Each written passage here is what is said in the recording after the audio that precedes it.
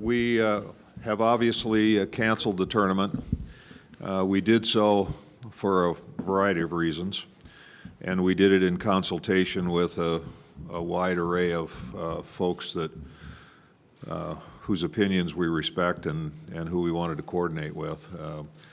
This morning I've been in touch with Mark Emmert and with my A5 colleagues as well as other commissioners around the country.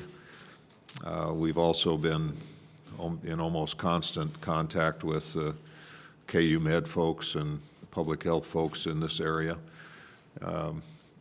Once the mayor declared a state of emergency, it hastened our discussions, and we spent time with our board of directors this morning, who ultimately made the decision to cancel the tournament.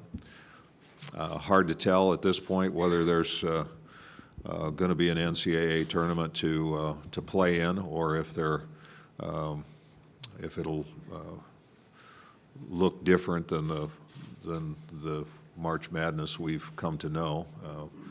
I think there are probably lots of different options on the table right now that I haven't been a party to the discussions on, but we believe this is the right thing. I feel terrible for the seniors that are involved in this tournament. This was an opportunity for them to be on the last time through the Big 12 tournament, and you know, it's unfortunately it could be the last basketball that they're going to have a chance to play as college kids, and so I feel particularly bad for the players.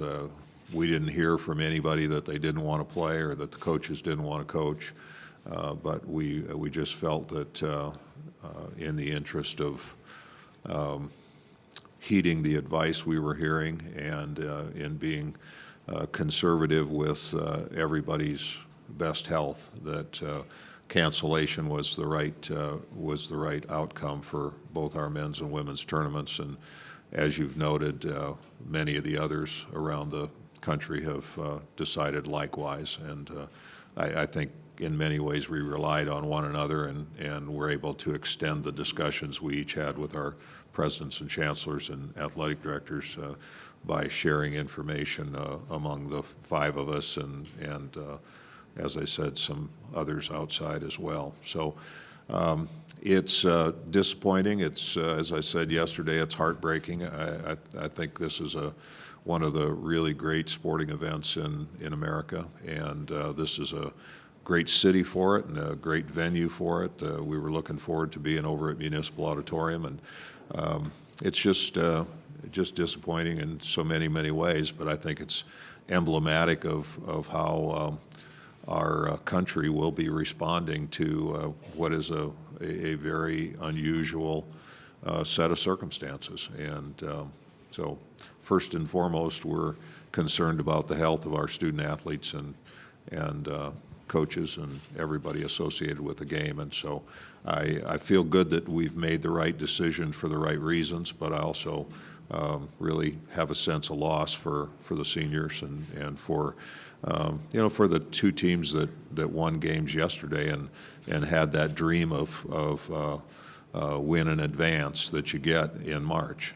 It's an opportunity where Horatio Alger is alive and well. Anybody can do anything in college basketball in March, and once you start playing your conference tournament, you keep playing till you lose. And if that includes a conference championship and a chance to go to the NCAA tournament, it's a great thing. It's what we all love about March. And so anyway, it's with a sense of deep sadness that we make the announcement, but I think it was the right outcome, and I'd be happy to answer your questions. All right, we'll begin the question and answer portion. Please raise your hand, wait for a microphone, and identify yourself, please. Blair Kirchhoff with the Kansas City Star. Do you think the decision today that you and other conference commissioners made will have an impact on the decision that Mark Emmert and the NCAA has to make? Blair, I haven't been told that it will, but I suppose that it will. You know, I just think it's emblematic of the circumstances we find ourselves in. It's it's coast to coast, it's border to border, and it's hotter in some areas than it is in others. But in many ways, our decision is much easier than that of the NCAA because of the multitude of sites and the number of weekends that they have involved. And you know, it's just I suppose it will have an effect. We collaborated as well as we could, and I know they're still working on options. Center aisle. Hey, Sam Mellinger with the Kansas City Star. You mentioned KU Med. Could you expand a little bit on other public health officials that you talked with, and what did they say? I'm curious what they said specifically about, you know, the dangers of a game without fans. You know what I mean? You already went from fans to no fans. What did they say about the specific dangers of games without fans? Well, I think the advice that has been out there for a long time has been keep your distance from folks. Don't try and you know, avoid public assembly if you can. Those messages have gotten stronger and stronger all the time. To some extent, we're relying on what we see from Dr. Fauci, from NIH. To some extent, it's national news that's available from the CDC and you know, through all the regular sources that all of you have. And then, of course, KU Med has been our partner as our hospital partner and healthcare partner for years as part of this tournament, and they fortunately have good infectious disease people on staff, and they have been very helpful in that regard. And we've been in touch with the mayor's staff since you know, probably the middle of last week. Most of that contact has been handled by Jeff Jackson, who is a senior member on our staff, and so we felt like we've had a good network of people advising us, both on national conditions and on local conditions, and obviously, our decision got quite a bit clearer today when the medical emergency was declared in the area. Back left. Sir, this is Darren Smith with Sports Radio 810 WHP. How much of this decision went into the NBA suspending their season last night when one of their players was caught being positive with the coronavirus, and then, of course, with the video of Fred Hoiberg being sick on the sidelines last night play a factor in the conferences canceling the tournament? Well, we certainly were monitoring what the NBA was doing, and there was a lot of noise around what they were possibly going to do. But when they ended up with the positive test, I think it made their path clear. You know, they're concerned about the safety of their players, and we're concerned about the safety of our players. And I just think that it was the right outcome. You know, ironically, Fred Hoiberg is a longtime friend and colleague, and you know, to hear people say, "Oh, wow, he was lucky he only had influenza A," you know, it's sort of it brings into sharp focus just how wild the environment is that we're in right now, because I mean we've had tens of thousands of people dying from influenza over the years, and to seem lucky to have only gotten influenza A is sort of ironic. But we wish him a speedy recovery, and of course we monitor those things. We always pay attention to what's going on around us, and the goings-on with the NBA are a part of that for sure. Todd. Commissioner Todd Lebo, Sports Radio 810.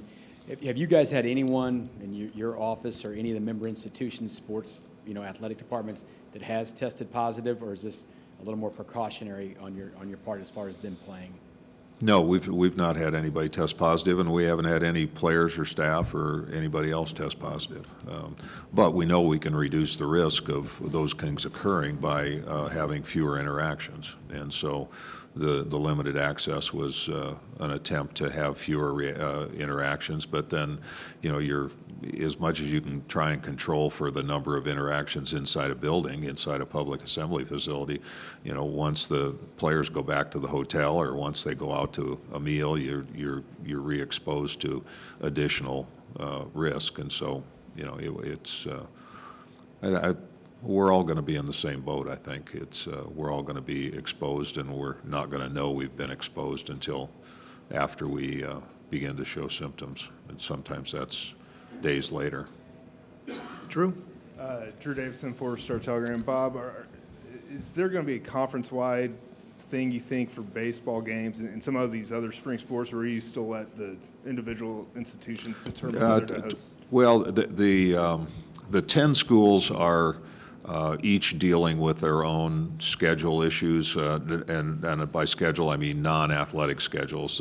Some of them are taking 2 weeks off for spring break. Some of them have designated a date certain when they'll come back to school. Some have contemplated going to all online learning and some of those kinds of things. So there's a fair amount of institutional prerogative that's in play here.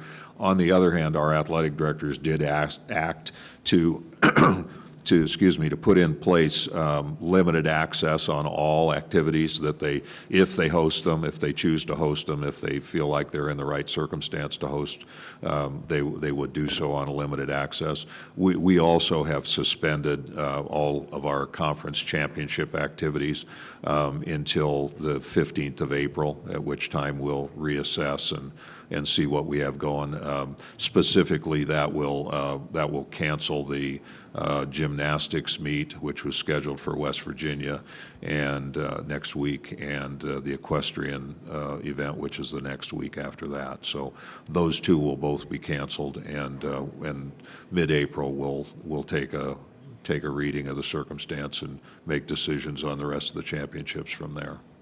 Barry? Yeah, Barry Trammell with the Oklahoman. Bob, you talked yesterday about the importance of the NCAA tournament on a social basis nationally. Mm-hmm. You also talked today about the important decision they have coming up on what to do with their tournament. How much do you foresee you or the conference being involved in consulting with the NCAA on that decision? Is that just people in Indianapolis are going to say yay or nay, or will you be involved with that? I don't know if I'll be personally involved, Barry. I'm a basketball committee alumni, so I get some access to it that perhaps others don't. But I don't know that I have any official role. I would be surprised if I don't have some conversations with Mark Emmert and other leadership members at the NCAA. Jeff Jackson on our staff is on the men's basketball oversight committee, and so I think he'll have some involvement in it. And we have representation in Jamie Pollard on the men's basketball committee. So we'll have some eyes and ears in the room and some people that are directly involved in it. And I suspect I'll have some input into it. But in the end, they're going to have to make the decisions that are right for them. And in the case of the Board of Governors' decision that came down yesterday regarding the limited access, Burns Hargis, the president at Oklahoma State, was in the room when those decisions were made. He's a member of the Board of Governors. So we're well represented, and we'll have input. Back row amongst the TV cameras. Commissioner Matthew Judy, ABC5 in Des Moines. I think you mentioned earlier that nobody had tested positive. Was that no players or nobody surrounding the event? And is there any testing for anybody who has taken part in this entire week? I'm not aware that there have been any positive tests in conjunction with staff, coaches, players, none of our staff. Not aware that there are any. Brian? Yeah, Bob. Brian Davis, Austin American Statesman. I mean, obviously, all of these players track the NBA, and they were probably watching with Rudy and last night. Did anyone from Texas or Tech this morning express to you or to anybody that the players themselves were like, I don't know if I want to play. I don't know about this. No, we didn't hear that from anybody. Although frankly, I wouldn't have been surprised had we. I think the players for the most part, I don't know how much they're tracking on coronavirus until all of a sudden the NBA suspends their season or somebody tests positive in the NBA, and then it shows up on all their Twitter feeds and all the other multitude of electronic domains that they get their news. And so, we didn't have anybody say, gee, I'm really nervous about this. But then there are some people that on both those teams that, I think Davide Moretti has family in Italy. And I think he's very concerned about his own circumstance and that of family. So, I don't think they're completely removed from it, but kids are kind of tunnel vision. They're playing a lot of games and they're going to school and they're traveling and I think it was when the NBA things came down that they really started to track on it. But we didn't, to answer your question directly, we didn't have anybody say, I don't want to play, I don't want to go out there, I don't think this is worth it. I think we probably headed that off a little bit by moving ahead.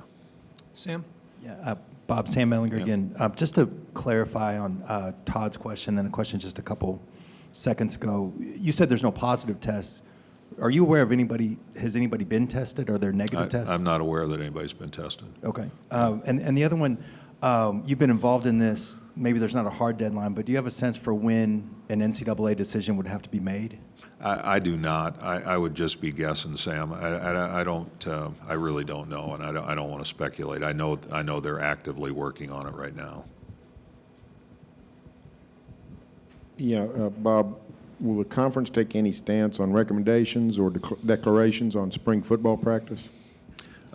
We didn't get to that this morning during the AD's meetings. We were scheduled to meet 3 hours before the game started today, and this topic has dominated the agenda for the entire morning. So we had a lot of things we weren't going to get to.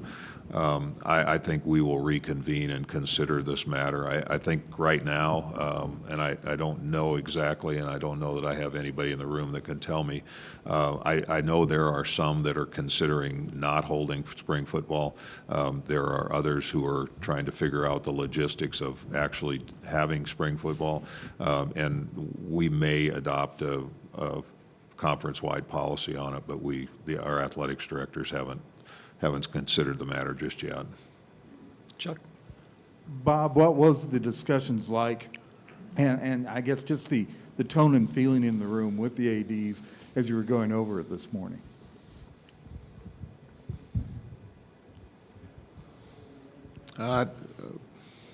I think just a collective feeling of sadness.